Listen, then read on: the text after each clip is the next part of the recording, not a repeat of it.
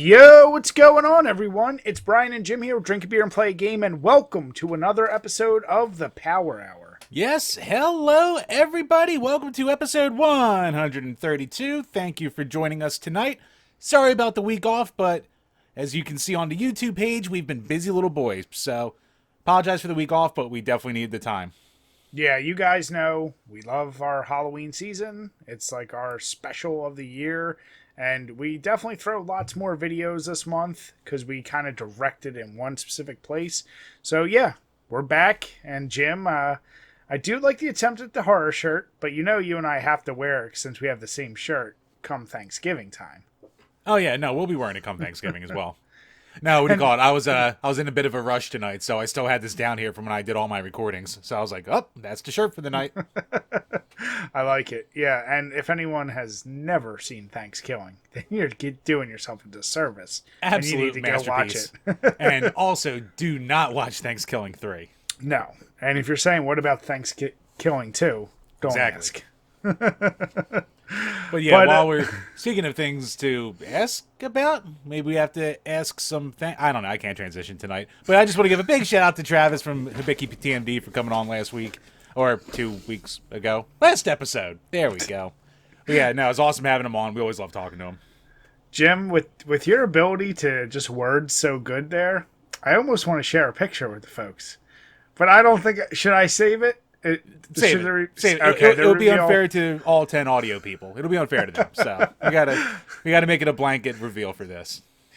Yeah, okay, we'll save that. But we will announce we do have a specialty logo coming out soon. Oh yeah. So keep an eye on Twitter, especially, and Instagram.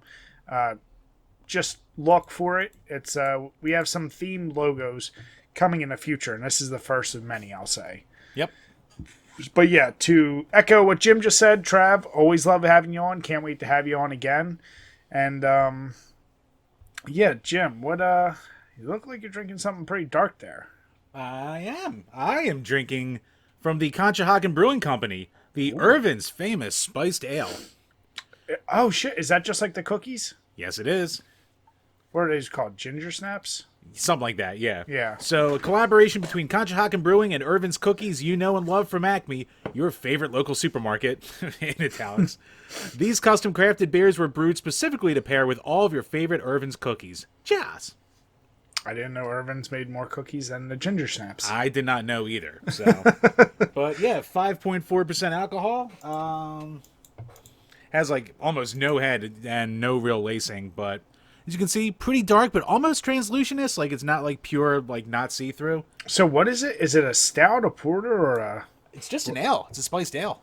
Oh, that's for an ale like that. Huh. It's dark boy. Let me ask you, are you one of these savages that just bites into the cookie, or do you have to dunk it and let it get nice and mushy before you eat it? Oh, I just bite in. I don't dunk my cookies. Because those have to be the goddamn hardest cookies in the universe. They are quite hard. You have to be in the mood for them. Yeah. Nice. Yeah, I, finishing off my Two Roads fall, winter, I guess it'd be fall pack, with their Hefeweizen. Last week, I was able to bang out the last of the Oktoberfest beer reviews, and yeah, you really shit those out. I really did. I did 6 of those beers in one day. So by the end of that stream, and once again, everyone who has been coming over to Twitch and supporting, truly appreciate it because we got a couple new subscribers that night, and they stuck with me as I was banging those out, drinking, and then got to see me drunk play, which was always fun. So really appreciate everyone coming out. But Two Roads, always solid. Hefeweizen, it's a little late in the season for this style for me. Like, I kind of prefer that more summertime. Yeah. But still, it's damn good. And this is kind of my cleansing my palate before I jump into all the pumpkin beers. So, solid choice. Solid choice. So, Jim, you've had we've been out for 2 weeks. So, what have you played in the meantime? So, besides doing all the horror game capture for the videos, first one which dropped today for all my Nintendo on NES and Super NES for Halloween games. Also been playing some Alien 3 because we're going to get those reviews going. Mainly sticking to the Genesis one, even though the NES one's basically the same in a lot of ways. So yeah, that's a thing we'll talk about. And yeah, besides that though, I've randomly been like having like an hour here and there to be free, so I've just been digging into like the old Game Boy stuff. It's like stuff I'm like, oh, I could beat this in an hour probably, and I've been right so far. So Nemesis, which is basically from the Gradius series. Nice if you're not good at shooters like me. That's a good one for you because it gives you 2 difficulties, and from the get-go, you can give yourself 99 lives. So you can plow your way through it. Even though once I put it on hard mode, I was melting lives. Holy crap. But yeah, it's only 5 levels. You can beat it fairly quickly. So solid little game there. Kirby's Dreamland 2. I was making some real good headway in that. I think I was on the second to the last level. But when I first booted it up, I was like, oh, that's weird. There's no save files on here. Odd. And I played, thought I saved, and turned it back on a little later, and all the saves were gone. So, yeah, the battery in my cartridge is dead. So I won't be going to that for a while unless we do a full-on review for it. So, yeah, that was disheartening. And then Tiny Toon Adventures, Babs' big break. Nice, cute little platformer. I had a good time with it. God damn it, Jim. Good music. It was made by Konami. Quality game. It was just sitting there, popped it in, beat it in 45 minutes. When and why did you ever get that? That was part of a bundle I got. Okay. But and besides that, just playing a little bit more Hades here and there, but mostly sticking to a lot of the videos for the month. Gotcha. Yeah, I beat Alien Trilogy, which I gave to Jim. Mm-hmm. I'll save it for a review. There's something I was going to say, but I'll save it. Been doing more Alien 3. Trying to bide my time before I jump into Alien Colonial Marines. Because apparently that's like one of the worst games ever. I got it at 5 below, still wrapped. So I knew it was going to be bad, but let's see. I think at least a good quarter of my Xbox One collection now has come from 5 below and is still wrapped. Just some random ass game that I was like, I mean, it's $5. I can't say no to that. Yeah. So yoink. Yeah, honestly, unless it's a sports game, I'm pretty much in that same. I'm like, oh, it's just here. It's $5. Like, I can't say no to that. But am I ever gonna play it? Probably not. But you know, it's $5. It can sit there wrapped for a while. Yeah. Eternity. So yeah, Colonial Marines. I've obviously done some Dead by Daylight on the streams a lot more. But really, that's kind of been it. I've been focusing a lot on the Alien games. Excuse me. So yeah, I'm getting through those. I'll just keep it at that. But yeah, Jim. So I'm sure by now we got to be doubled up on questions, right? Because we got last week's and this week's, or we save them all. Not doubled up, but mostly everyone got everything in who could. So awesome. So, patreon.com/DrinkABeerandPlayAGame, where for as little as $2 measly a month, you can ask a question and we will answer on each and every single one of these Power Hour podcasts. Damn it. Did you have to shake? You're not Boss Ness. I didn't want it to be a pure burp, Brian, so I had to spice it up a little bit. Had to class up the joint. But first up from Game Whisperer Dean, have you ever dislocated your shoulder while playing video games? No, but I'm sure I've hurt myself in some fashion before. That's the better question. Have I ever hurt myself at all playing video games? Like I've said before, like I grew up with like a tile floor in our basement where like the Genesis and everything was. So I'm sure in a fit of rage, like I've fallen out of chairs multiple times onto that thing and probably had a nice little owie here and there. But besides that, I can't think of too much. I've never, yeah. Maybe some leg cramps during Guitar Hero on the drums, but. Yeah, I can't say I ever, like, yeah, my fit of rage is, like, Jim's the thrower, I'm the breaking halfer.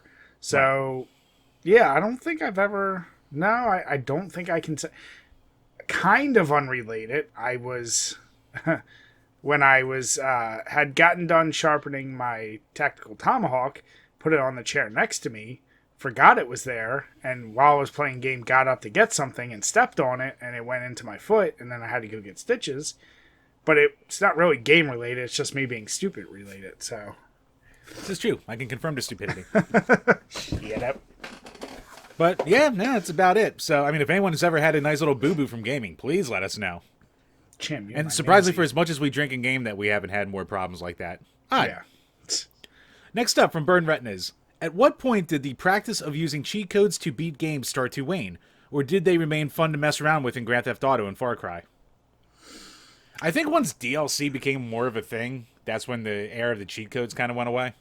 I was gonna say the 360. I've almost never, because maybe it's a combo of like games just felt easier other than the generic, like, because in most cases now you like by that point you could save in every game a lot. Yeah. So it's like kind of removes the need for cheat codes. But it is funny, and this doesn't give it away, because of a flub I did with Alien Trilogy. I had to replay almost all the levels I had previously played. Oof. And I did it with cheat codes, and goddamn do I miss just running through a game with cheat. Like, there is a level of fun to that too. Oh, Brian, do not worry. With Alien 3 on the Genesis, like, I've had my fill of, like, going through it. Like, I'm just gonna, like, play a level, like, if I die, skip to the next one. Because Alien 3 on the Genesis only has one cheat code, and it's a level cheat code. Yeah. A level skip. So I'll just get the footage I fucking need. I'm done with that game. So I kind of wish more games had it. Like Skyrim, Fallout, games like that. I love that even on the consoles you can have mods, which are almost like cheat codes. yeah, But that's like not like put in there from the devs. That's a whole different that's what I spiel. mean. Like, I wish more games just for the fun of it. But the problem is nowadays, almost all your games are multiplayer, so you can't really have cheat codes. So when you're thinking single player, yeah, I feel like that they should always be in there as a fun thing. Yeah, nice little Easter egg. Yeah. And I love, like, Alien Trilogy, the cheat code for, like, getting all the cheats anyway is, like, I got my pink acid boots on. You have to type all that out? Yeah, of course. Fuck. Jesus. Well, shit. Think about some of the old NES and, 16-bit games, how long and just That was just a basic nonsensical. password. That wasn't even Yeah. a cheat. That was just a password. But yeah, I think 360 was definitely the generation where it started to go downhill. Yeah, I'd agree with that. But now, good question. Next Yeah. up, from Alex Perez. Without naming the name, can you guys describe your favorite games in the stupidest ways possible? Mine. Some idiot kid crashes his boat and has some stupid dream about an island with a flying fish. I don't know what that is. Wait, some idiot kid crashes his what? His boat and has some stupid dream about an island with flying fish. Is that a Zelda game? Is that? Maybe one of the Zeldas? I think that's the. Oh, that might the be Link's cell shading. Awakening. Yeah. That's either Link's Awakening or Wind Waker. I think it might be Link's Awakening, though. Flying fish. Wasn't? Yeah, I think it sounds like one of them. Yeah, you're talking to two non-Zelda experts, so... All right, everyone in Jim. the world right now is going... Blah, blah, blah, blah, blah, blah. Jim, I want to hear yours first. Well, Brian, obviously it's got to be some garden animals fight a monkey while flying planes to do it. All right. Some backyard animals jump in planes and fight a monkey All right. in 64 bits. Some legit special forces dropouts break into some poor old guy's mansion who's just wanting to run some experiments, and they ruin all of his plans like the dangerous little teenagers they are. Brian, is it a Scooby-Doo game? Exactly. Yeah. That was harder than I thought. That's what she said. Jim, be my mimsy. Shut up, Minzy. Next up from Gamer Astral. Thoughts on the N64 being added to Switch Online? Thank you for bringing this up. Will Brian be replaying Donkey Kong 64? Live stream when? Never. Never, ever. I do it and say it right the fuck back there. And by the way, Blade Blur, if you are watching us, I can't believe you decided to stream that. You son of a bitch. Son of a bitch. So, Jim, are you eating a little bit of crow? Because you went hard in the paint against that one journalist, I felt like. For Nintendo Life for his rumor thing about it? Well, the rumor about it coming out and they would charge more, and then that's what they're doing. Yeah, I mean, yeah, I was wrong. I'm wrong all the time. What do you want? To just hear you say I'm wrong. Yeah, what the fuck? Like I care. Now, Oh no, Jim was wrong about. did they? Now, I didn't. Other than I saw that it would be more. Did they say exactly how much more it is? They have not stated the price yet. So both the Genesis Online and N64 Online will be a little bit have some kind of pricing tier to them, and they have not announced the pricing yet. So right now you have $20 a year for getting NES and Super NES. Correct. What is a price point that you would actually buy into this, if any? If they did like an extra $2 a year or something like that, I'd be fine with that. See, I imagine at a minimum it's extra 10 to 20. See, because it's not like I would be shocked if they charge that because like right now I'm paying $2 a month for like the main draw is to be able to play online, and then like you also get the online shit with it. Like I think the online's the bigger draw there. Sure. So like if they charge 10 fucking bucks, they can eat my ass. I'm not spending half just for some N64 emulation. So Did they say how many games would be released? the pictures show like I think it's like 9-ish games for now, and then they said like a couple more planned for like afterwards. 9 from each or 9 total? I think N64 is like 9 total at launch, and like Genesis was like maybe 12, 10 to 12, something like that. So And like the selection's pretty cool because like back like years ago when we talked about like the possibility of an N64 mini and crap like that, like Yeah. they're throwing like Sin and Punishment on there, like great choice. And for the Genesis one, they're throwing Musha on there, like they're throwing some high dollar value your way with these things. So yeah, it's cool they're putting some like really good like more obscure shit out there for you. but followed up, friggin' N64 will be like, here's Road Rash Jailbreak. Like, Oh boy, Letris. yeah, they'll put just garbage, but yeah, they'll hit you with the big ones. Oh, Extreme G2. Does this hurt the possibility or increase the possibility of N64 Mini, do you think? Like, if they got the emulation right, then maybe that's a test to release a Mini. Maybe, but my only thought on that is like they were kind of lazy with the architecture going from the NES to the Super NES minis because it was the same board, so that's why it was less games because same memory and shit like that. So I mean, if they lazied out again, they'd have to build a whole new hardware from scratch, and I don't know if they'd want to do that with an N64. Who knows? Maybe if Switch Online is a big hit with N64, then maybe they will. Maybe it's a litmus test. So here's my biggest... I still don't think it'll happen, but I mean, they are making wireless Bluetooth N64 controllers for your Switch, so So stupid. so cool. So fucking stupid. Right, be authentic. I know you're going to probably buy one, too. You're going to waste your money. I will get one, but I'm going to do what I did with the NES and the Super NES ones and wait until they're on sale.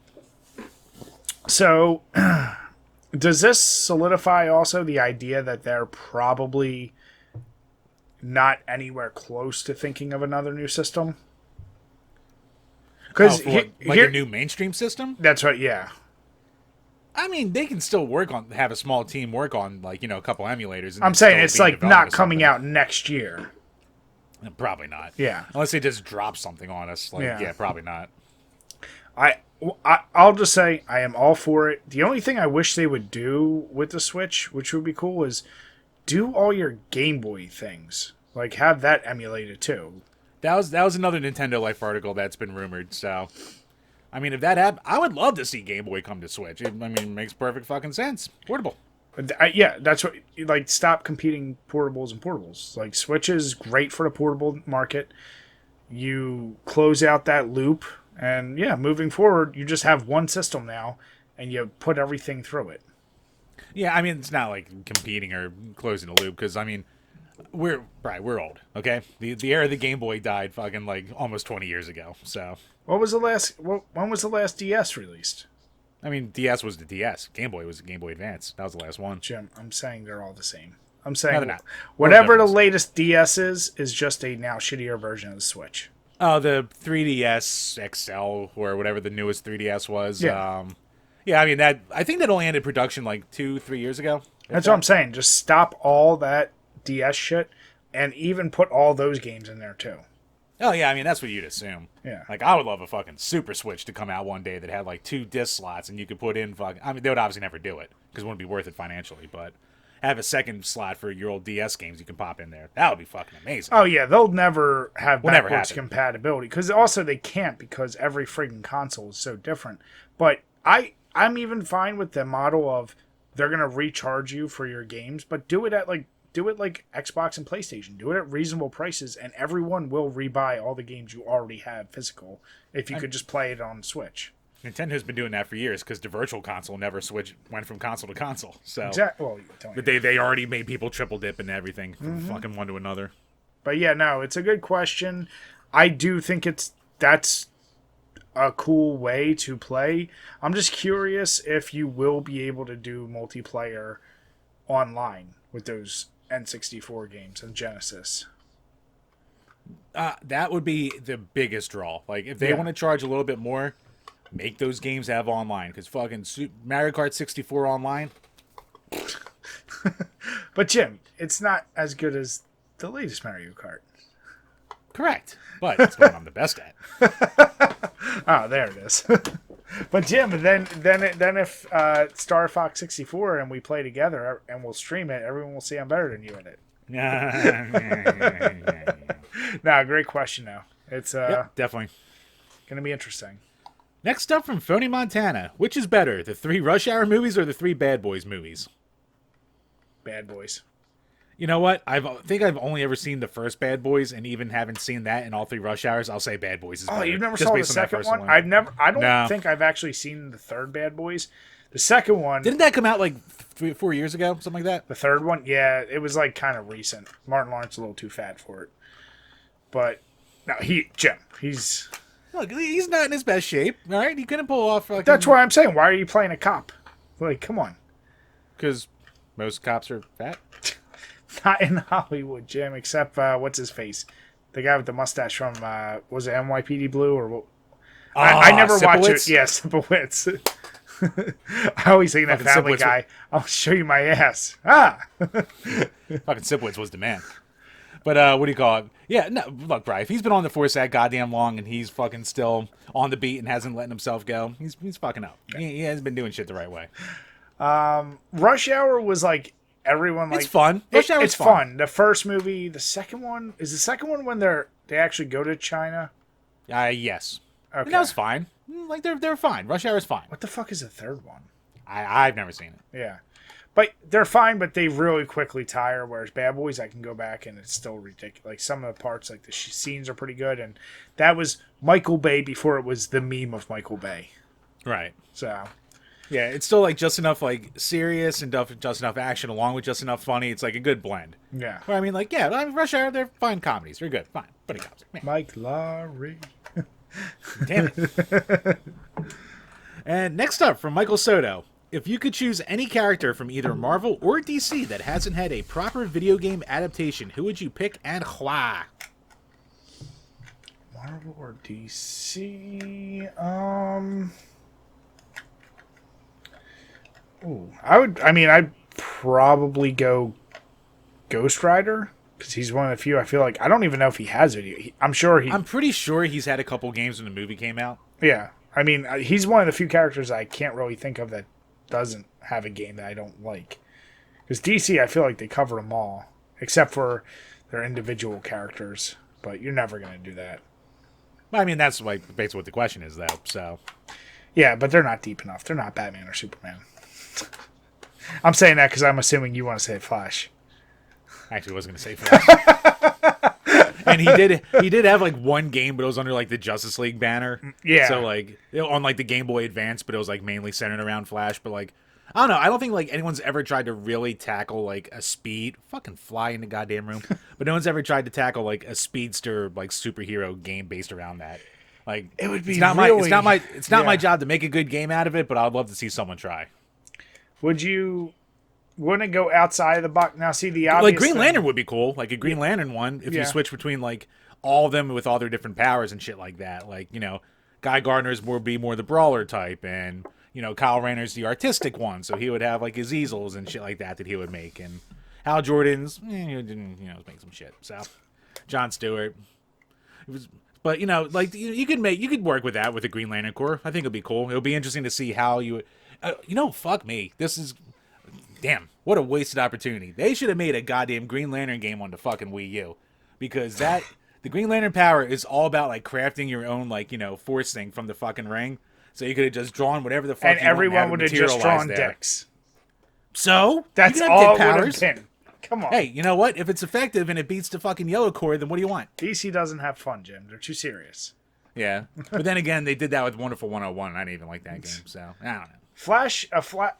Some kind of speedster would be interesting, but yeah, that would be, unless it's like basically Max Payne bullet time motion the entire game. Like, what else are you gonna really? That's the thing. It's for a better mind than me, Brian. Yeah, I thought you would say Blue Beetle. I do like me some Blue Beetle, but he would almost be like, it would be like another Batman game light, because like he's like Batman light. Yeah, he sucks. He's a Beetle. Who chooses Beetle? Unless you did like Jamie Reyes, but like it's just like guy with powers. Good question. If you did Blue Beetle, if you had Blue Beetle, Ted Cord, you'd have to have Booster Gold with him because that's when they're God at their best. damn it, Jim! Stop it. And they're at their best, super buddies. I just want to see Nimrod. You could have Nimrod. I mean, Nimrod would be an X-Men game though. Well, pick Nimrod. Make a Nimrod game. It's just a Nimrod game. That, you know what? That would be a fucking cool game. Like a game where you're like going all through time hunting down mutants with all the crazy powers. I would love in this day and age, yeah, do Magneto, Apocalypse, do like the bad guys of X-Men. Like you're always the good guys. Do the reverse. Make a game around Toad. Damn it. Hippity hop. Damn it. But no, there's a lot of untouched potential out there. Like you could go with a lot of fucking different people. Has there ever been a good Daredevil game? There's been Daredevil games. I don't know if there's been a good Daredevil game. Yeah, but the problem is that at the end of the day, I guess that would be too much like Spider-Man.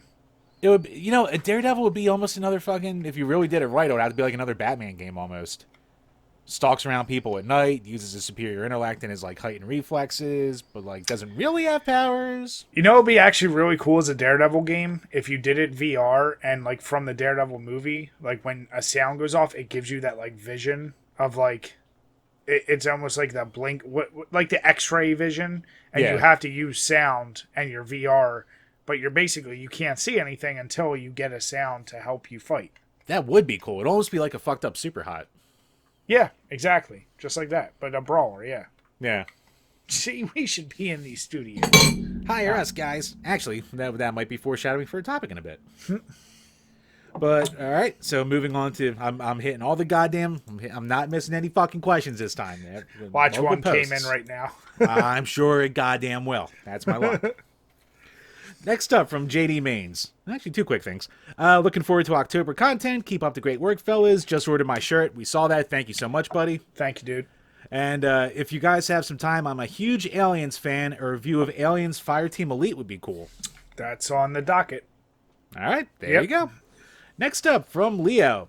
Okay, I have a question. What game can you think of that has the greatest disparity between a charger you like and a character you hate? Or it must have been character you like and character you hate. For example, Kefka is objectively the best character in any video game, while Gal is the worst. Gal, however you say that. They're from Final Fantasy VI, Brian. Yeah, I didn't know. That was over my head. Yeah, Kefka was like the main bad guy. I think Gal is one just like the generic... I forget what Gal is. Disparity. It's been a while since I played. Between characters you love and hate. I mean, my easy answer is most are Resident Evils. And like Resident Evil 4, you like Leon, you hate Ashley, or most of the NPCs and games moving forward for Resident Evil. I'm shocked you didn't go fucking Code Veronica and go like maybe like Chris. Or Claire well, no, or Steve. Steve. Oh, that's what I mean. Yeah, the NPCs.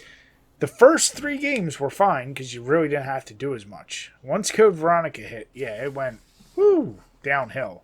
They make some of the most annoying, useless side characters that you ultimately have to play. Even Rebecca was a little bit annoying in 1. I'll say that. When you're Chris and you have to have her go get your thing, you're like, what the fuck can she do? Yeah, she's a little annoying there. But Heck, even my garden animals flying in planes fighting monkeys game. I mean, you got Falco, who's one of the coolest out there, and then you got fucking Slippy, who you got to hear from and save all the goddamn time. Falco's corny. Falco's not corny. He's no Fox. He's better than Fox, damn it. Huh? I don't remember hearing it called Star Falco 64. He redeemed himself in Smash. I don't remember hearing it, Jim. The only problem with Falco is he's overrun by Falcon. Falcon Punch. Yeah. He can't outspeed him. Shut up. I'll punch you into oblivion. Right, you don't have time to punch when you're too busy grooming like the rest of the Smash players. God damn it!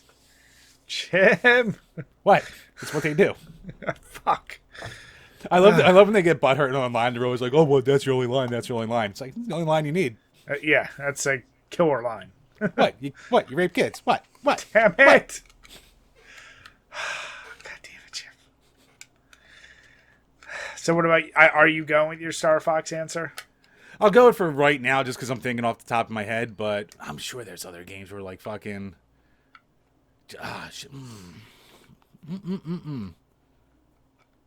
Like, I'm thinking too hard about it right now that I'm just, like, fucking blanking out. Or even if you want to say, like, fucking GoldenEye.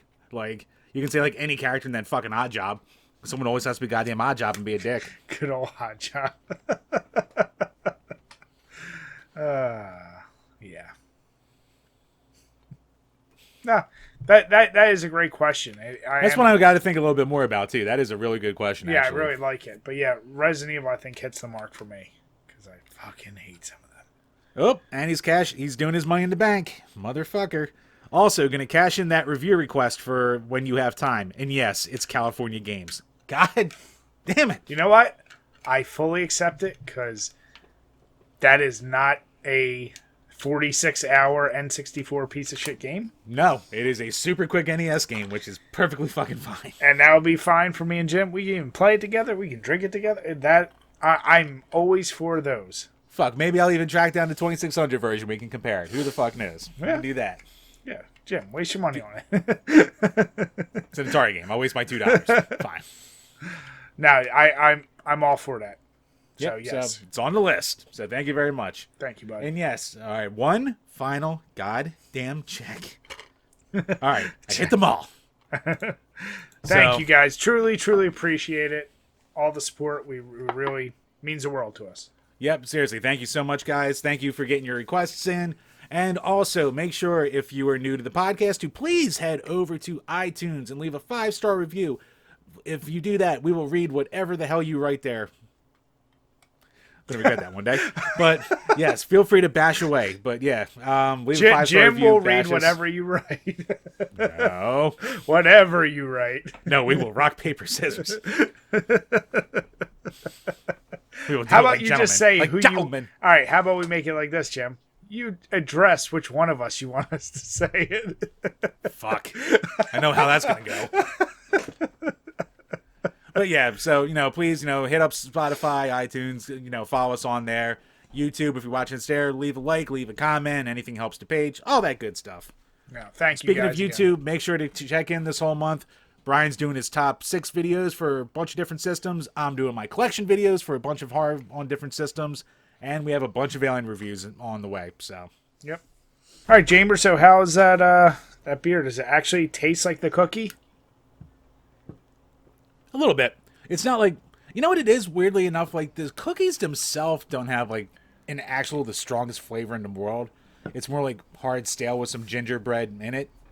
So like this is kind of like, it's not like overpowering with like the ginger spices, but it's still like kind of there. So like it's really good. Like don't get me wrong, like this is a very enjoyable beer. So nice. Like if you like gingerbread cookies at all, definitely give this a shot, but just don't expect like an overwhelming gingerbread flavor in your mouth. Where did you say you got that at? It was actually given to me from a friend. Like, she picked up a 4-pack and gave me half of it. Oh. So, but apparently they teamed up with Acme, so if you have an Acme buy, they should have them there. Shit, yeah, I definitely want to try and find some. And I mean, Conshohocken Brewing, I mean, obviously for us, it's very local to Philly. Yeah. But, so if you can find it, definitely try and pick it up. I recommend it. Nice. Yeah, like you said, the Two Roads Hefeweizen, it's actually got a ton of flavor for a Hefeweizen. So you get a lot of that banana, clove, pepper, like, I didn't even see earlier. Oh, it's only 5%. Super light. Perfect, like, session beer, but with a little bit more flavor. So this is right up my alley. Highly, highly recommend it. All right, Jim, this is... I mean, super, super quick. We don't have to spend a lot on this. So... this is a little weird because our buddy on Twitter, the Royalty96, sent us a thing saying, "Hey, the music in this is familiar." And he sent me a trailer for a game called Awesome P, which it came out like 4 or 5 years ago, some shit like that, like on the Vita and like maybe the PlayStation Store. And when you play the video, you hear a certain theme song that we use. putting it here right now. I don't have to even turn it up that much. It's our theme song since the beginning.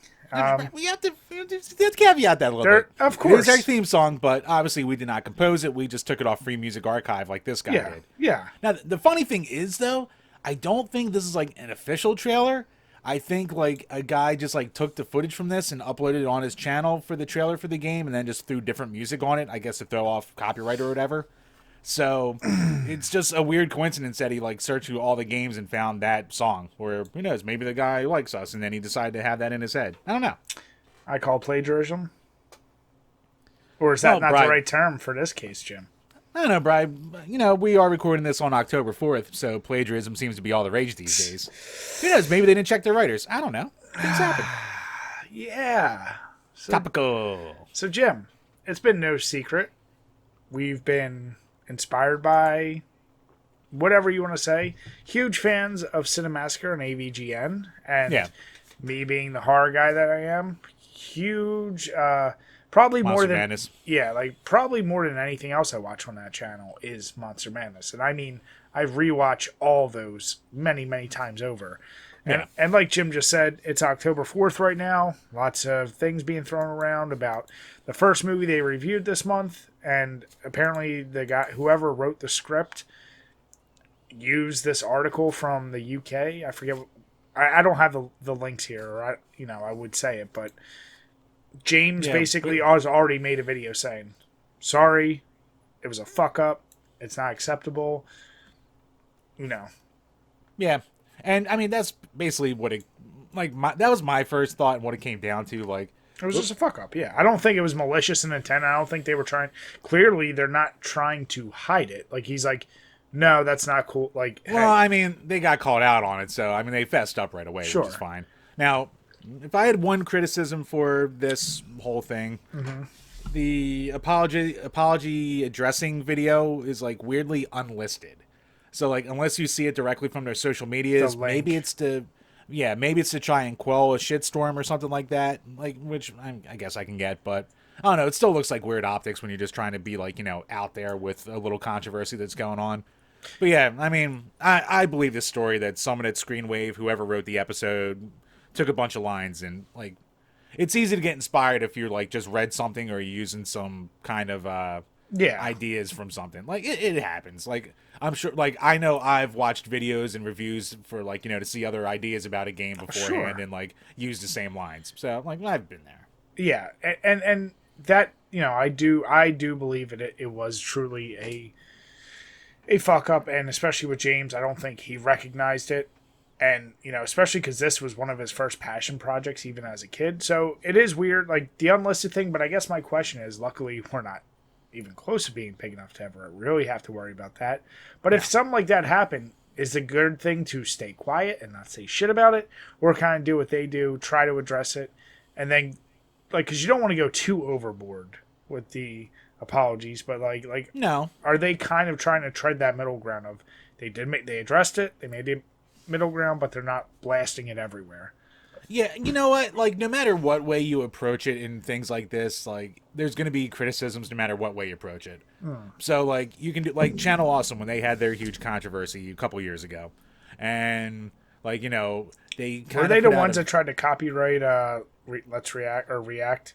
No, that was Define Brothers. That's fucking 5 years ago already. What's Channel Awesome? I must have missed it. Channel Awesome was like Nostalgia Critic and all like the little guys under him who were like under his umbrella.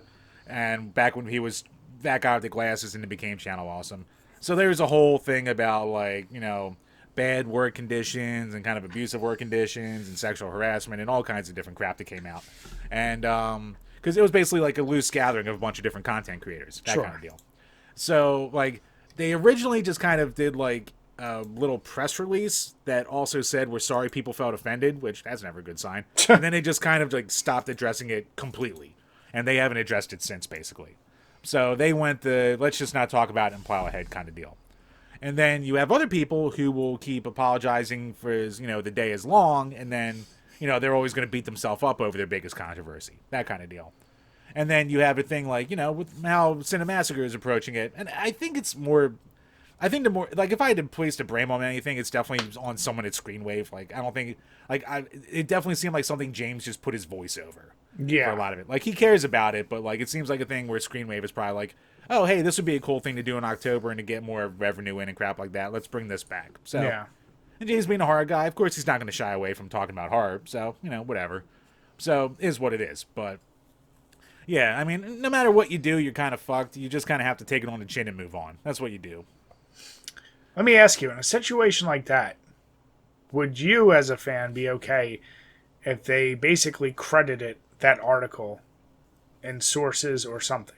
Like, it is a little too, like, copy for copy, but even if it was closer and just general content and they just said, hey, sources marked below, would that even really bother you? I mean, when the video first came out, Yeah, like if in the description, let's say they said, hey, like, sources for this script were inspired by this. And even if it is close, they at least were acknowledging. And maybe they even put a thing in the video in the end credit. Like, if they did something like that, how that bothered... would definitely help. But it's still a weird thing where, like, you know, when you get into the realm of you're a couple million subscriber channel with the network behind you working for you, like, you shouldn't have to resort to this. Shit. Yeah, I gotcha. And, like, the Monster Madness videos aren't that long anyway, so it's not like, not to say they don't take effort, but they're not the most labor-intensive thing that goes on the channel. So, Yeah. I don't know. Like, it would have definitely been a better look, but at that point it would have been like, well, why don't you just post a review? Or, I don't know. Or have them do it with you. Or so, you know, there's a lot of ways you can go about it. So, I mean, it's a fucky thing. I mean, like, the way to do it in general is just to write your own material at first. It is what it is. I feel like we see this all the time, though, anymore from, like, these channels that turn into machines that have to churn shit out. Like, how many times have we talked about, like, somebody basically copied somebody else's videos word for word? Because they're like, oh, that's smart. And then they get a million more views, and you're like, well, what the hell? Oh, it happens all the time. I mean, I think the worst offenders out there right now are, like, the 1%er Twitch streamers who, like, since they have to stream all day, every day, there'll be large chunks of the time where they just sit there and watch people's YouTube videos and just, like, barely say anything to them. Like, they just sit there and watch other people's videos. Like, to me, that's the worst. That's a very... Yeah. And, like, they try to play it off as, oh, I'm giving them exposure. When, like, every person who, like, makes a stink about it's like, oh, yeah, I got 200 views from your 10 million sub channel. Oh, great exposure. Yeah. Like, thanks for using my stuff for content. And you made X amount of dollars. But, yeah. Yeah. Yeah, XQC Pokimane, Hassan. Fucking hate Twitch streamers. Yeah. Like I said, hopefully they don't have any more issues going forward. I hope they do actually review all their scripts for the rest of the month so it doesn't become a recurring thing. Just sucks because obviously huge fans.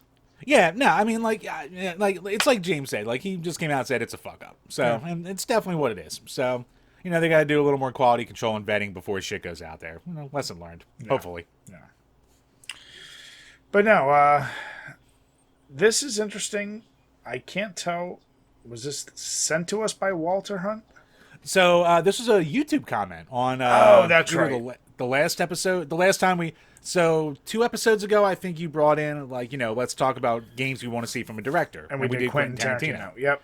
So we got a comment from Walter Hunt saying we want to hear about David Fincher, which I was like, oh, that's a good idea. Yeah.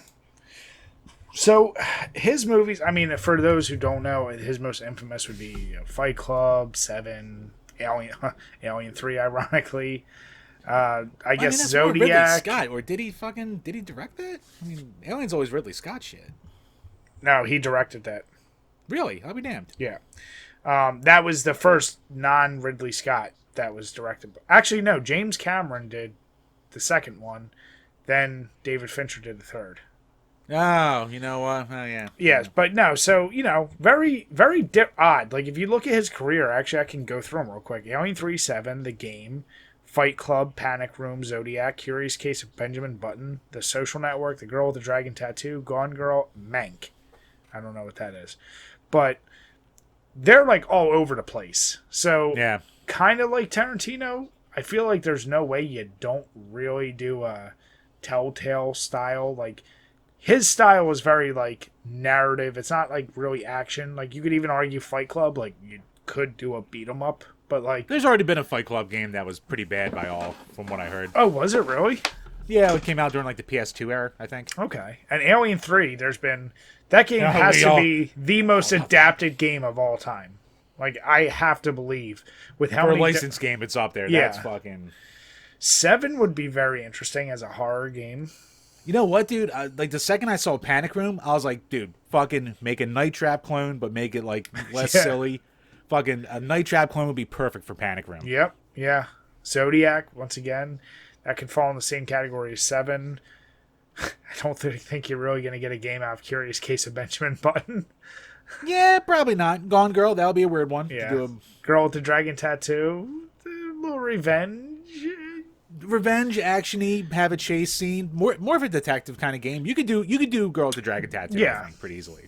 But is it possible? Sure. But he's probably one of the most difficult, I think, to make a good game for. You just have to go outlandish with it. And like I said, a goofy 2D beat-em-up Fight Club where, like, you have Tyler Durden and Bob's tits. And, like, you know, you just have some ridiculous. Wow, he did the music video for Judith? Wow, no shit. Did he? By Perfect Circle. Yeah, apparently. That's a good song. Damn good song. Did a couple. No shit. So, yeah, no, that he would be, like you said, you will see some of his adaptations of Alien 3 this month. So Oh, dude, he did a fucking shitload of music videos. Here we go. If you want an easy cop-out, fucking Guitar Hero David Fincher. All the fucking, you know, just have the music video playing in the background, play along to the songs. There you go. that'd be pretty awesome. No, but Walter, thank you for that comment. And to anyone else watching, if you hear these topics and you throw something our way, we're going to talk about it. So don't be shy. Yep, exactly. No, please give us some directors we want to see, because like we saw, like, fucking all over the place. Yeah. So our next topic, Jim, it's our first of 2 from IGN. This is actually, like, kind of breaking as of today. Yeah. Konami is inviting indie developers to make new games based on some of its classic series. So they're holding this contest for indie game developers. Called the Action and Shooting Game Contest. And they're including series like Gradius, Ganbar, Gomon. You can just say Goemon, yeah. Okay. Was there any other? I saw those 2. Yeah, I mean, I can't read hieroglyphics, so, you know, I can't read the press release, obviously. Damn it, Jim! Don't say hieroglyph. Well, Oops! Well, here's the deal. They also stated that they are themselves handling new games for Castlevania, Metal Gear Solid, and Silent Hill, so those won't be included. So it's more, seems like the shoot 'em ups. Yeah, but like, yeah, Star Soldier, Gradius, Twin Bee, Goemon, Nightmare. I think actually, Buddy was reading this. We were talking about it in a group chat. He said like Yi Yarn Kung Fu's on the list too. Was that a series? That was a one-off, wasn't it? That might have just been a one-off. Like you were talking like deep into Konami. I love that game. Yeah, that'll be great to bring back. I'd love to see a new Yi Yarn Kung Fu. But it's no. So the contest goes from September 30th to January 6th, which that seems like a short window. Does it to develop a game? I don't know if it's even if you have to develop the full thing or like have like a prototype and an idea that you can give to them. Yeah. See, like my problem with not being able to like what was Japan? Is it kanji? Is that how you say their language? The written language? I mean, it's all written in Japanese, obviously. So like I couldn't read the fine print. Like so, I'm really curious to see if there's like those standard rules where it's like whatever ideas you give us, we get to keep, that kind of deal. So we don't have the fine print, but what we do have is the grand prize. One winner gets 2 million yen and grand prize trophy. Outstanding. Which is about 18 grand. Which, okay. Weird. Is that really what it is? Yeah. Oh, 2 million yen's only about 18 grand. It's not that much. Okay, so then outstanding performance prize is 57,000 some hundred yen, and then criteria which is about like 5 grand and a trophy. Yeah, so then the criteria for judgment is the game should radiate passion for the chosen genre and title, as well as convey a sense of innovation and the character of its creator. Okay. The content is judged to be feasible for development. Okay, so you might not have the whole game. Right. So it's feasible for development by the applicant or a development team, including said applicant. The work must meet the application requirements and application rules. The judging committees are Konami Action and Shooting Game Contest Management Team and Shushi, whatever. Shueisha. Yeah, Shueisha. Yeah. They own Game Dragon Ball now, where they publish it. Either way, you know what? Yeah, it's not a ton of money. But at the end of the day, this could help launch a small indie development team. And if you're talking a group of like 2 or 3 dudes, that could be pretty cool. Yeah, I think the biggest thing is going to be the fucking fine print on this, because like it could very easily just turn into Konami getting cheap labor and cheap ideas out of people, and like only having to like reward a couple people and crap like that. So I need someone who reads Japanese to tell me the fine print on this one. Well, let me ask you, Jim. Because you know what this is? Like, have you ever heard of game jams? No.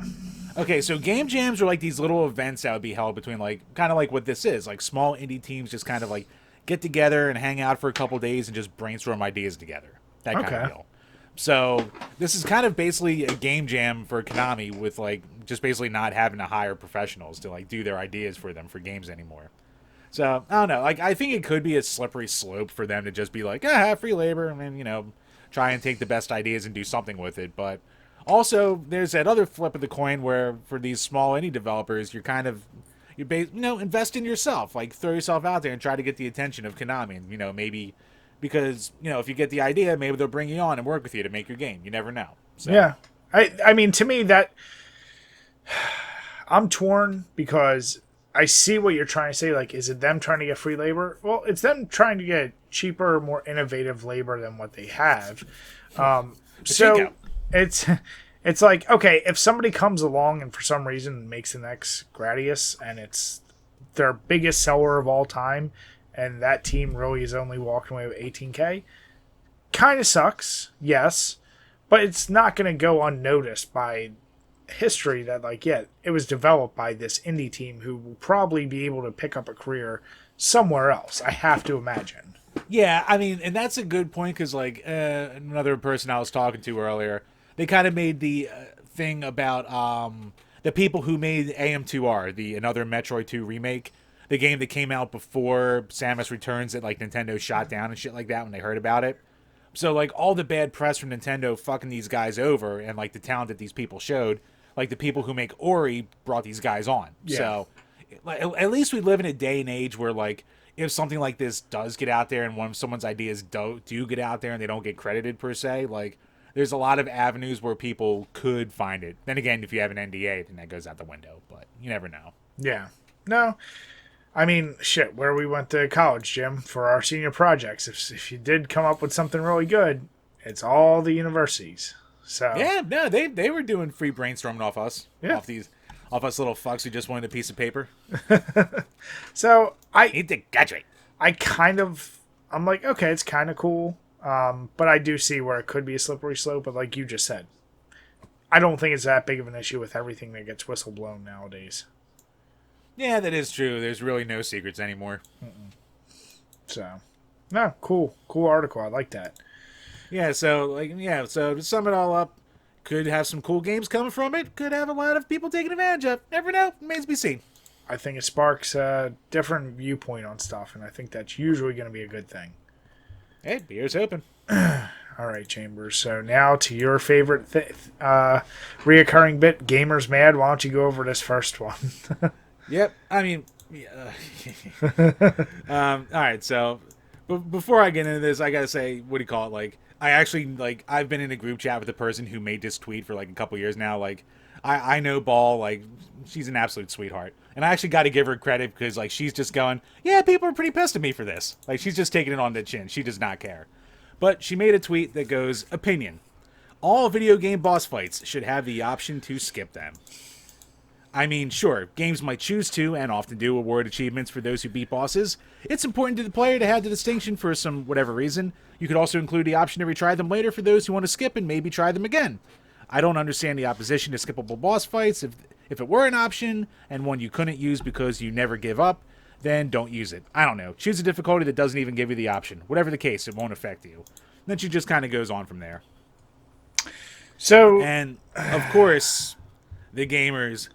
like anytime the option of like fucking difficulty in games or accessibility in games or blah blah blah comes in, explosion, ratio, explosion. So, Brian, before we go into it, what are just based on that opinion? What are your thoughts? I don't care. Here's the deal. It's the same argument as you want an easy mode in games or this or that. Like, for all these opinions, and it seems to be...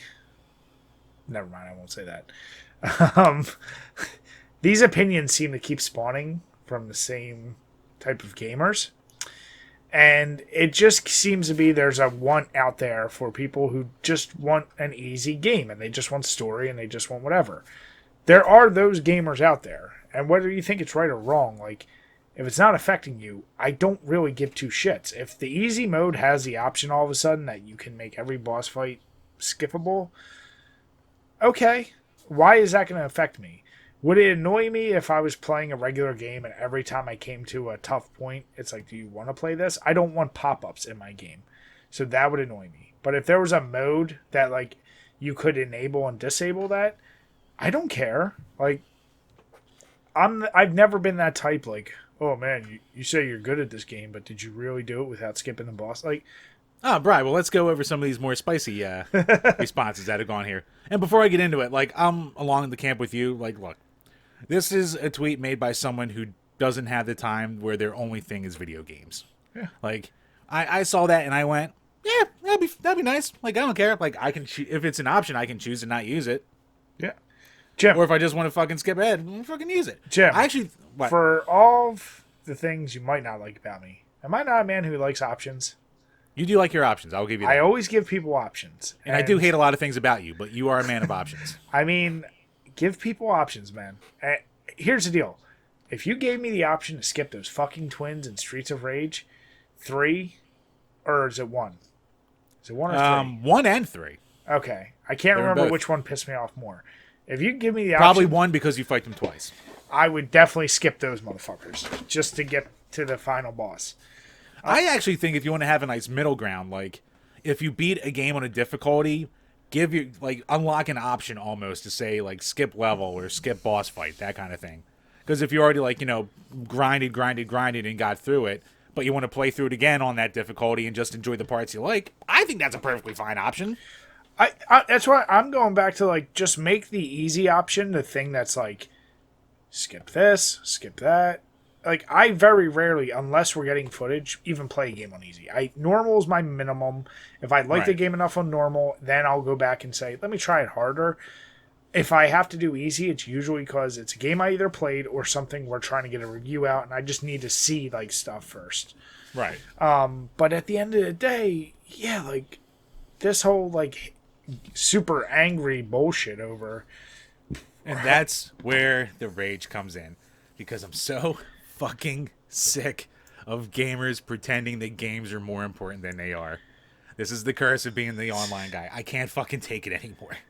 So, let's go through some spicy ones, shall we, Brian? Yep. Let's start off with, from @LeafySupremacy. You are literally trash and shouldn't be playing games if you need to skip the challenge. Go play Animal Crossing if you can't handle a boss fight. Wow. Fact, you are not a gamer. I won't read the names for every person, but I'll just go down a list. Opinion. You should probably quit wanting to skip actual challenges and learn to overcome them. Oh my god. Dude. And I know that one. Uh-huh. Jesus saw my little back Christ and forth today. almighty. Yeah. Jim and I are... And you can backpedal and say, what do you call it? I wasn't talking about real life. But here's the deal. Jim and I, it's no secret, we're tremendous nerds, we're tremendous gamers. Do not equate your personal achievements with how good you do in a video game. That's cool. It's a cool hobby. It's like saying it's just not equatable. Just please don't do that.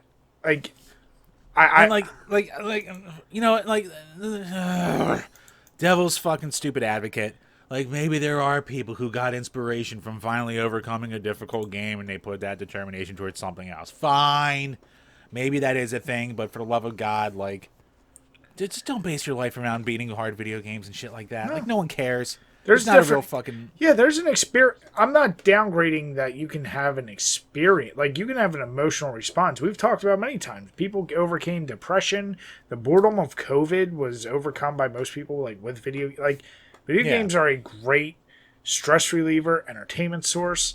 But when you use that to define your entire character, and now you're going to talk down to someone who doesn't want to do it the way you want to do it, that's when I'm like, that's not cool. That'd be I honestly feel the same way as I call them nerds who are too obsessed with sports teams, but they themselves are not playing sports, and like they'll base their entire persona around like, oh, I'm a whatever fan, and we're winning the Super Bowl. It's like, you ain't winning shit. The athletes are. You're just someone who watches shit. So with these games, man, here's my question, Jim. You said you are in a group chat with her, right? Oh, right. Here we go. What do you call it? Here's probably my favorite one. Replace quote-unquote video game with quote-unquote school and quote-unquote boss fights with quote-unquote exam, and you start to see the problem. What? So they really took it to a real level. And she responded with, well, replace an argument with a different argument, and you'll begin to see why you're still at school. So, I mean, she's been clapping back. And he's like, oh, I'm just out of college in reality, parentheses game dev. I read the rest, and I see what you want to make the point of how bad design can block your progress.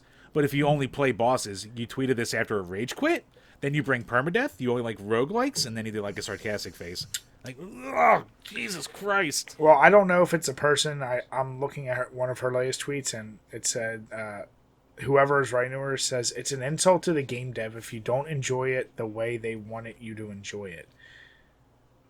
That quote right there.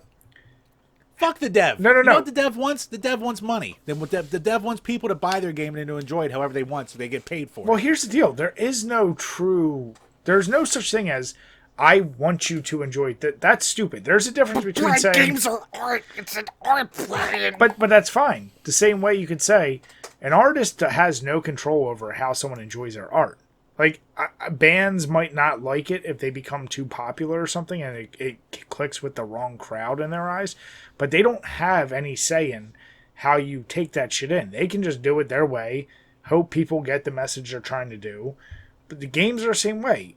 How you enjoy them is completely up to you. Now, you can say, I built this game for you to play it this way or that, and that's why there's glitches and bullshit. Right. But how you enjoy them is completely up to the person. It's not up to the dev at all. So that's the stupidest fucking argument right there. Yeah, I mean, once it's out in the wild, it doesn't matter what the dev thinks about the game. It's what the fucking end user like gets out of the game. Let me ask you, but what I was trying to get to was, you know her. Is there any part of this that was a little bit of a bait? Well, probably. Like so, you know, she's not dumb. She wrote that. She's not, and she makes baity tweets before too. That's what I mean. So that's the only thing I kind of it's in the same line as you. Sometimes when actually, you everybody. Sorry to interrupt you, but everybody Longy Long like replied to her with, "I know bait when I see it," and of course she liked it. Yeah, so, like she knows. She's no dummy. There's also that aspect. When you see this, don't take the bait. That's like a chick writing like, "Oh man, like I'm so lonely," or "I look ugly today." What do you think you're gonna get when you write some shit like that? Yeah. So wall replies. Yeah, Ball. I'll say, if that is your true opinion, I'm fine with it. If it was just bait, good on you. Yeah, it's like most things. If it doesn't affect me, I don't care. Yeah. As long as it should there's be never... for everyone. But God, so many fucking nerds just care so much about the integrity of their precious games that rape them with DLC and other bullcrap. Who gives a fuck? Yeah. Shut up. Yeah, the integrity of games is out the window when you see what the biggest companies have been doing. Like, look at what Nintendo's done to its fans. Like, come on. Yeah, if you actually truly ever unironically say get good, I don't care about your opinion. Yeah. I just don't. Yeah. Because you obviously have nothing else going on, so... Oh, I still love, from our buddy Eric, I still love triggering people, even when I lose, and it's to someone who's much better, I just write trash. They're like, what? I won. What are you talking about? Like, yeah, we're still trash. Still trash. Yep. So, no, that is a good one. It's kind of fun that it's a little more in-house with someone you know, too. Yeah, that always makes it a little more fun. But the next gamer's mad. Oh, boy. There's no personal connection to this. This is just showing our age, Brian. This is also this is the problem here. Delightful. I have to say I love this to the nth degree from IGN. As I said, this was the second article, and it's been going on. I actually don't know how long it's been going on. I think it's done now, probably. No, it is done now. So voting initially started it is done. in September 10th. And it went the whole month of September, excuse me. It's the best video game of all time bracket. Just right there. You know how many people, before they even voted, all they did was skim the names and say, this bracket's bullshit because they didn't have this title. Making a bracket like this is absolutely impossible. It's obviously clickbaity, but making brackets are fun. Jim and I We've done it. Yeah. Billion times. But here's the only difference I say. I always find it weird. I'm 1000% fine saying the best NES game. Like systems that no longer are producing games, to just say best video game of all time is obviously a fallacy because every game, there's a million new games coming out every single year. But putting all that aside, I looked over all the entries and I gotta say they hit a lot of what I would expect to see in a best game of all time list. I'm not saying they're all perfect, and there obviously are some misses, some inclusions that you go, that's weird. But at the end of the day, it's also completely based on fan votes. And that's kind of the important part here. So, Jim, what were the 2 finalists in this list? The 2 finalists for the best game of all time were between God of War 2018 and Grand Theft Auto 5. And what won? God of War. Say what you want. We are old. I don't even think it's that we're old. Well, if you know what, there are some glimmers of hope here. Like Titanfall 2 making it to like the quarterfinals, I guess you would call that, semifinals maybe. Like they made it past a couple rounds for a game that bombed that hard. It's nice to see Titanfall get a little love. The game that I say the biggest upset has to be that Chrono Trigger lost to Burnout 3. Apex Legends beating Super Metroid. Get the fuck out of here. That's stupid you too. Goddamn kids. That is stupid too. Goddamn kids. But I can appreciate that because of the player base. But I can't. You can't convince me why Burnout 3 beat Chrono Trigger. Burnout 3 number 1 was an odd choice when I saw it included in the list. Yeah, is Burnout 3 the favorite or is Paradise? Jim, if this list is anything, it's legit. So obviously it's the favorite. Okay, fair enough. So, there are, like I said, there's lots of these I look and I'm actually very happy to see. Like Call of Duty 4 beating GoldenEye 007. No, I'll say that's fair, and I love me GoldenEye.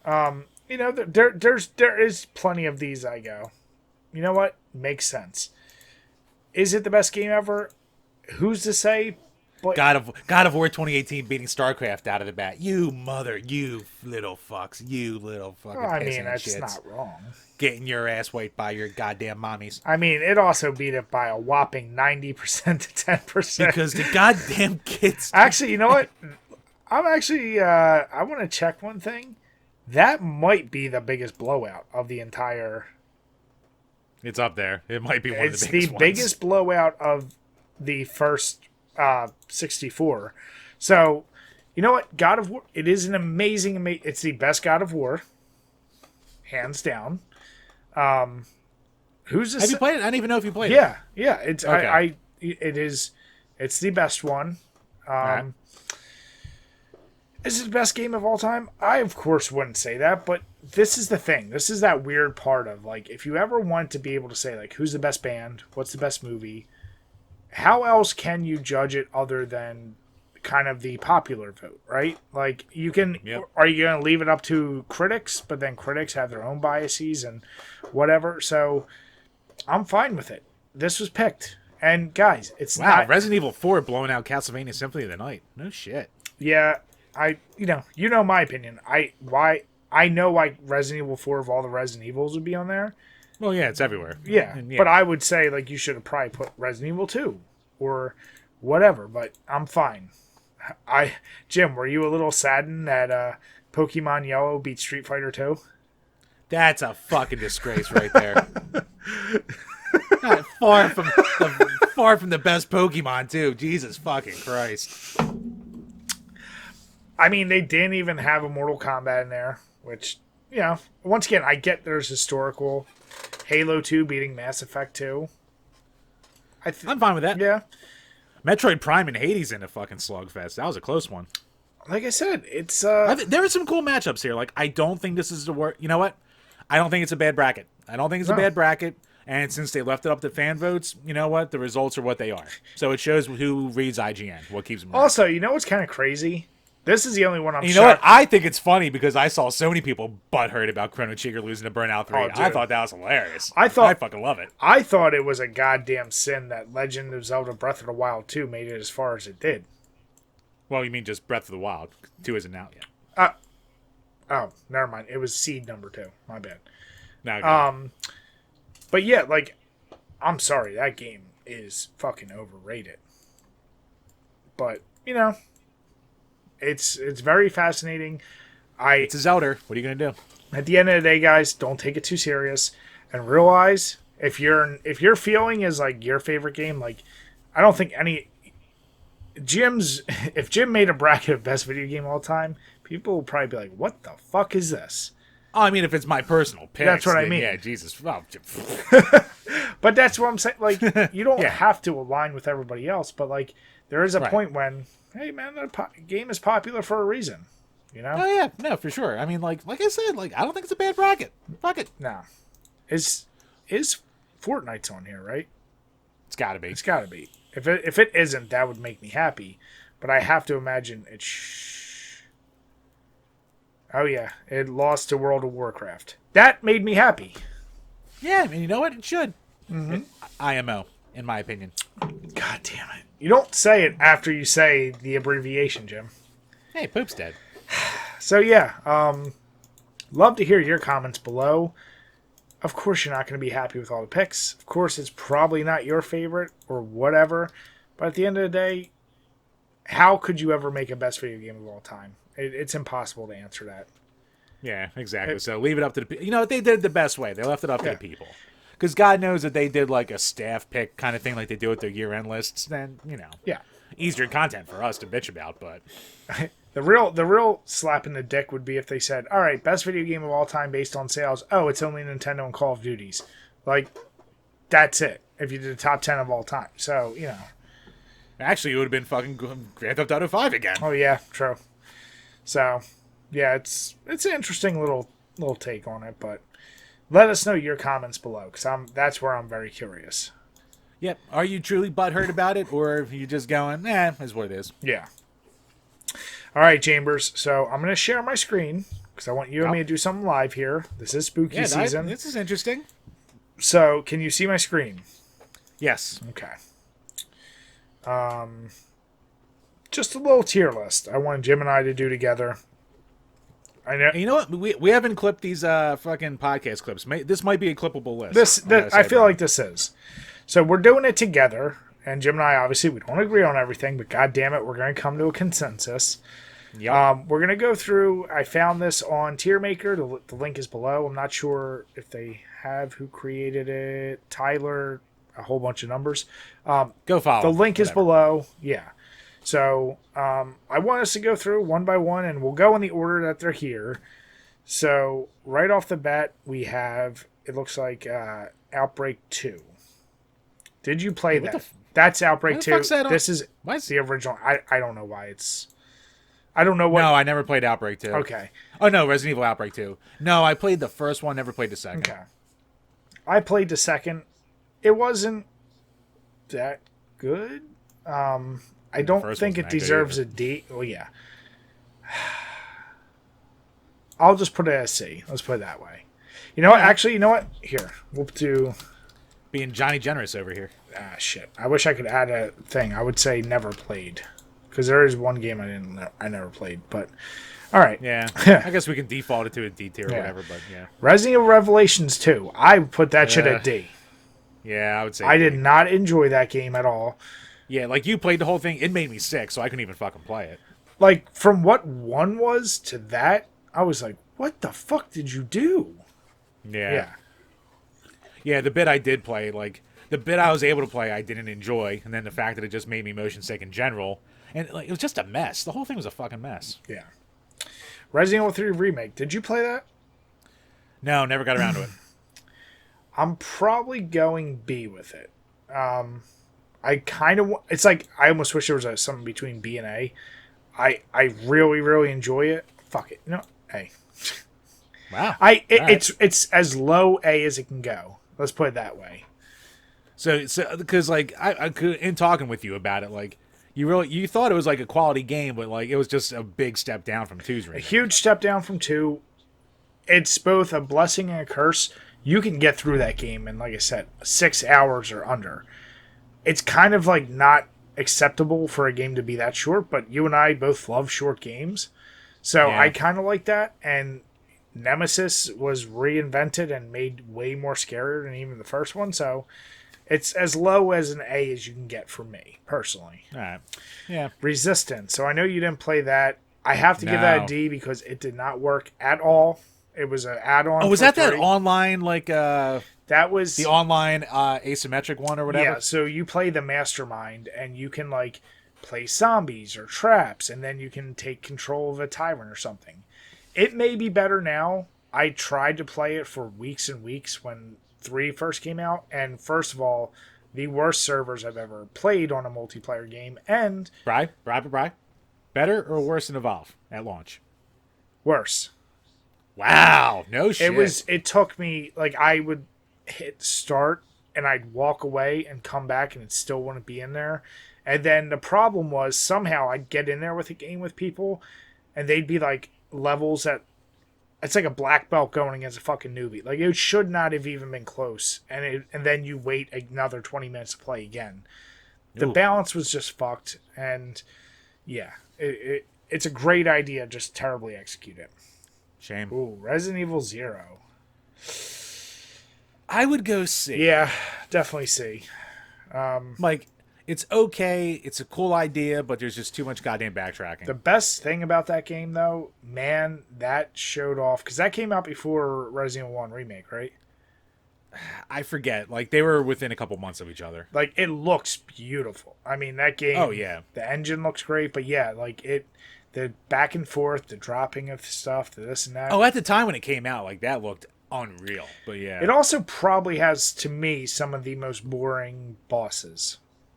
Yeah. Like, the giant I mean- centipede was like, oh, that's kind of interesting, but then it's like... Yeah, besides the scorpion and, like, the leech monster doctor at the end, Yeah. like, I couldn't tell you any of the bosses. There's in the that game. giant bat. Don't forget the bat. Yeah, the bat. Yeah, not a terrible game, but it's a C. You know what? Fuck this. Actually, I have to put this at B, because Resident Evil 7, you played it, right?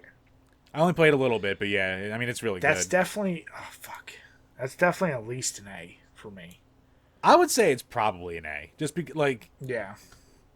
because I think like the second half of it is is weaker. Like it's not, it doesn't keep it up the entire way, but like, man, that opening first half dude, is just like, it's... that's yeah. a fucking trip. Yeah, it's such a... This is probably going to be my highest A possible. think Village fair. you haven't played, right? Haven't played. It's no. a low tier A for me, because... Well, okay, what do you like more, 7 or 8?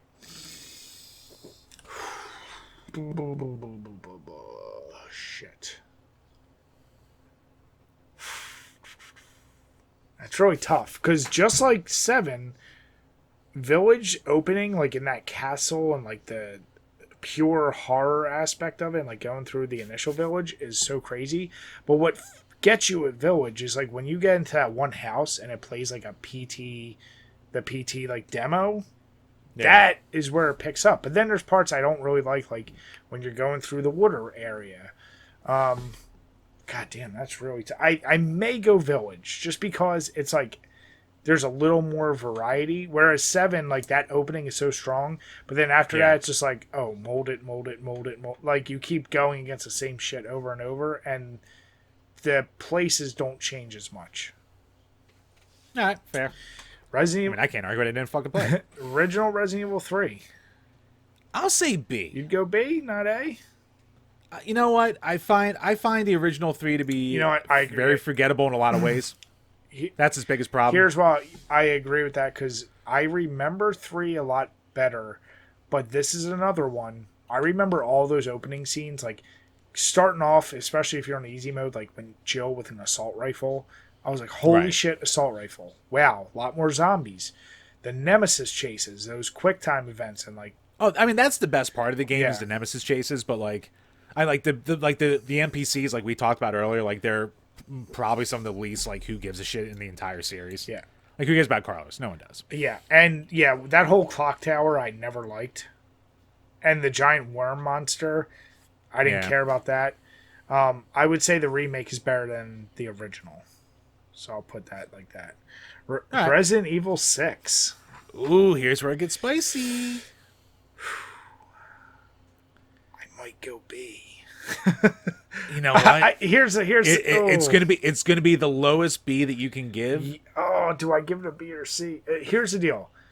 Okay, Brian. Here's the real question: does the amount of outliving its welcome outweigh the overall kind of quality that's there and what they tried to do with it?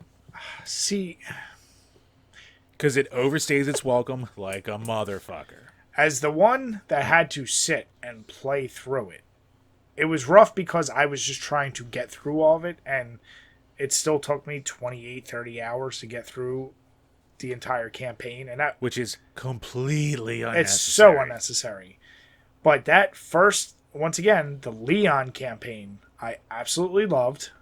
That was as hard as it gets. And even the future ones aren't bad. And with all the like different, like the ability to play multiplayer. When we reviewed it 2 years ago, there were still people popping into my game. Yeah. On a 360 game. I was fucking shocked. Yeah, and that's a game where the multiplayer actually is pretty fun. And even the multiplayer mode, like when you can be the zombies and stuff, like it was actually pretty fun. It's a hated game. It's like it just has too much for it. So I think personally lowest tier B, like you said, but still a B.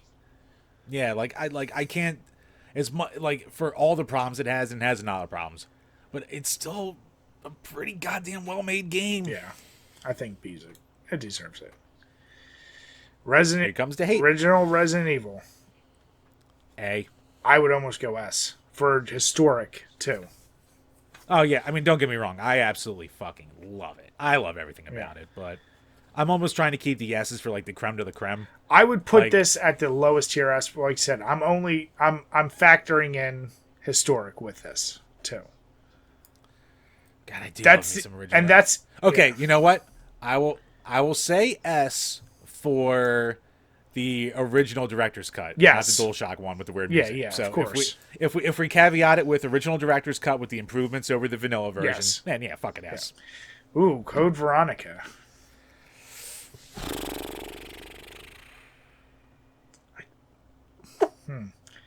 I might go C.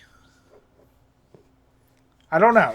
We're gonna piss off so many people. Oh, you gave 6 a B and Veronica a C. You know what? Fuck it. Yes, we are. Because you know what? I don't care about Code I was gonna Veronica. say like you. I felt like always had a little bit of a softer feel for Veronica.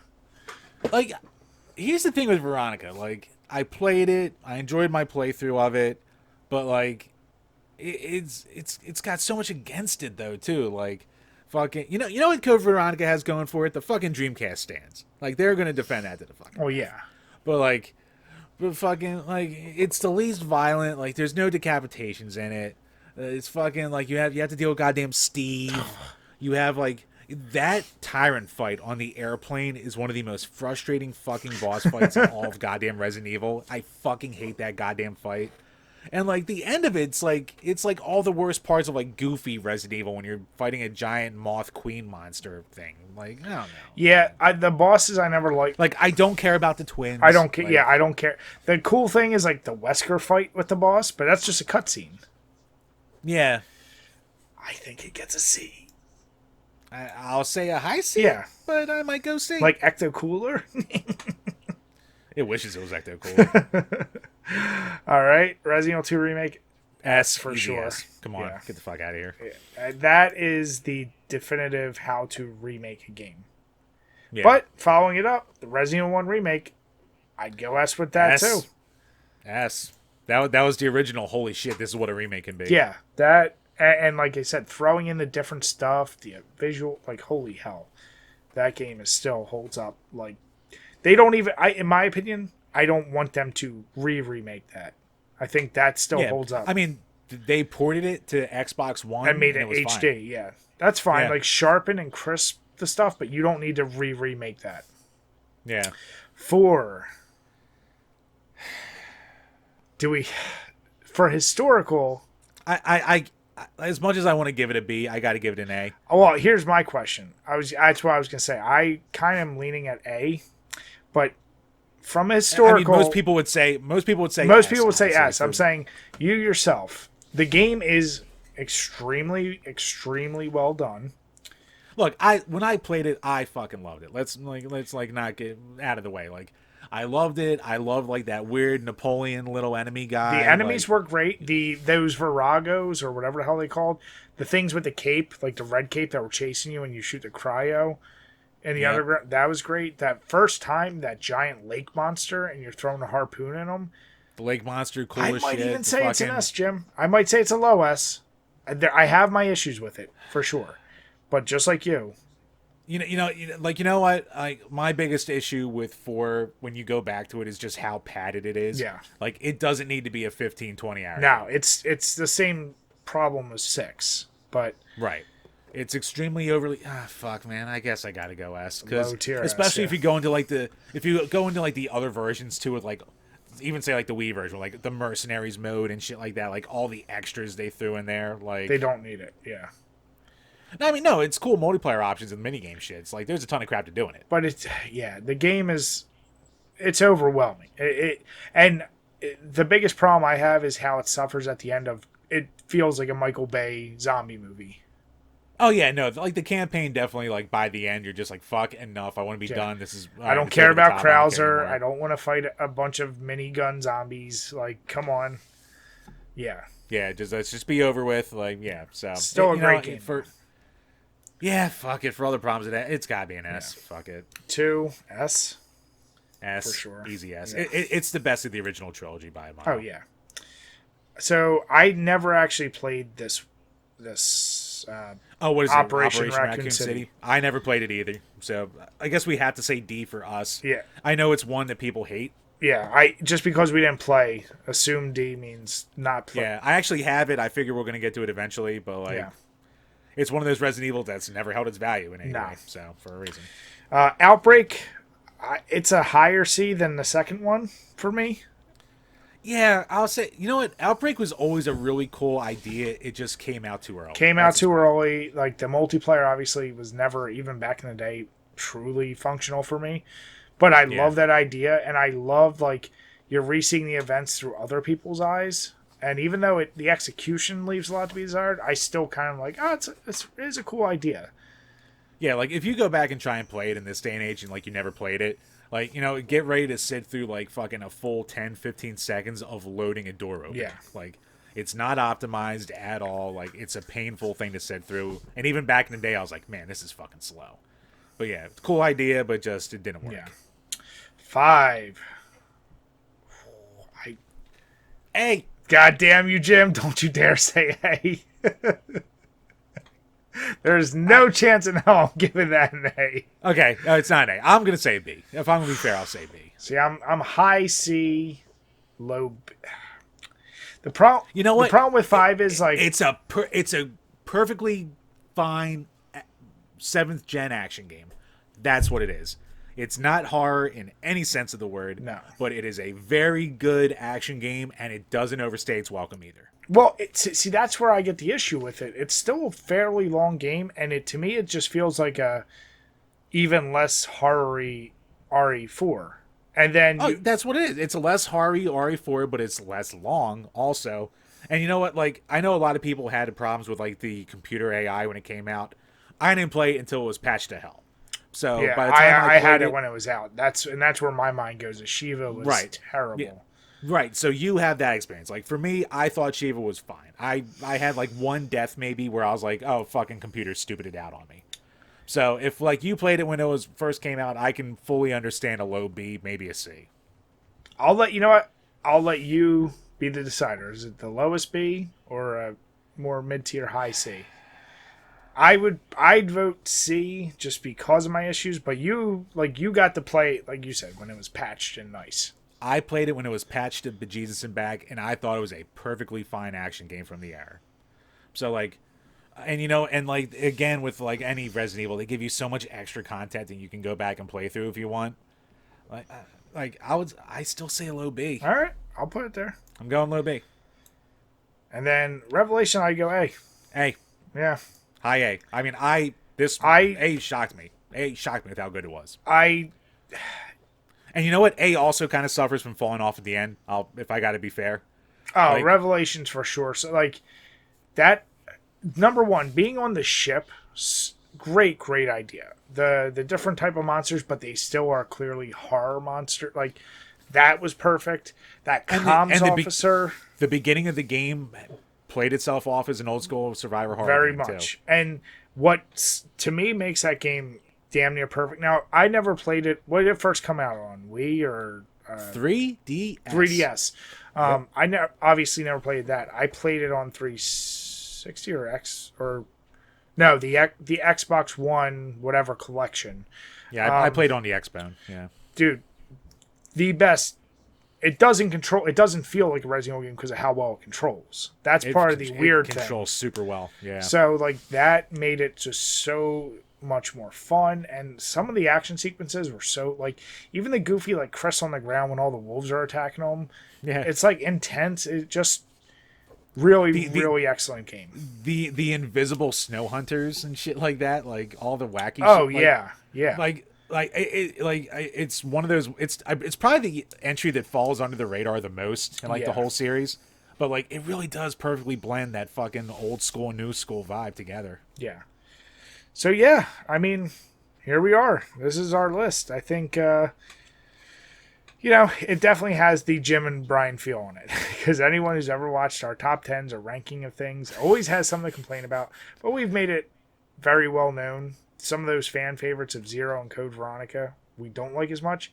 6 and 5 we always felt got too much hate. Everything else, I could see people arguing for Village to be lower, but like I said, I love my experience with that.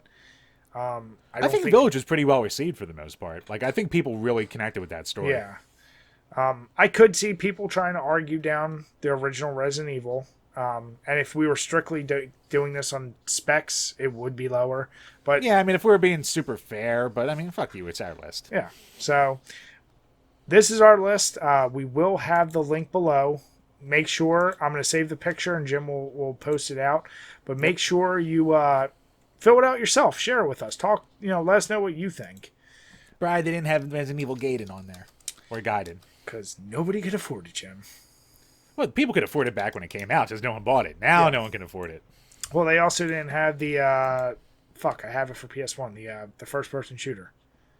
They didn't have Survivor? Survivor. And they didn't have Deadly there's Aim. Dead Aim, too. Yeah. And they didn't have the Wii game Chronicles. Yeah, no, I mean, yeah, they didn't have Chronicles. Chronicles is good, too. It's like a reimagining of going through the original stories. So, not a perfect list, but honestly, I'd have to answer... Not comprehensive. I'd have to answer, even though I own the PS1 game because I'm trying to save it for a review for me and Jim, I'd have to answer never played it. So it wouldn't make a difference. Right. But yeah, let us know what you guys think. Obviously, I think there'll be some differences of opinion, but we love hearing and we love interacting with you guys on that. Yeah, maybe through October we'll have to think of some more horror series that we've played enough of that we can do a tier list. Oh, trust me, Jim. I have good amount for us. I mean, I know for fucking you. No. I'm saying me and you. I know what you've played and what you've dabbled. I dabble. I'm a dabbler. So with that, Jim, how did after 2 of those beers? Recommend it? Not recommend it? No. You know what? Fucking go out and get this. Very, very. It's both very tasty, but also surprisingly light and very easy to drink. Nice. So if you're a fan of gingerbread at all, but you don't want to be kicked in the ass in the mouth with it, this is good. Nice. And yeah, I said Hefeweizen, it'll be out of season soon, so wait till next year. But I haven't been disappointed by most Two Roads, and I don't even know where are Two Roads from. Where Connecticut. So, yeah, they're pretty damn good. Highly recommend it. So with that, we want to say thank you so much, everyone who stayed listening to us or watching. If you are watching us on YouTube, please make sure you hit like, make sure you subscribe, and turn on that notification so you make sure you can hear when we release a new video.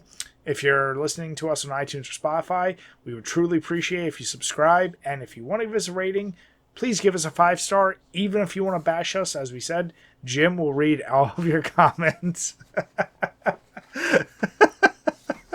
Flip a coin. And with that, we want to say have a good night, everyone, and cheers. Cheers, guys.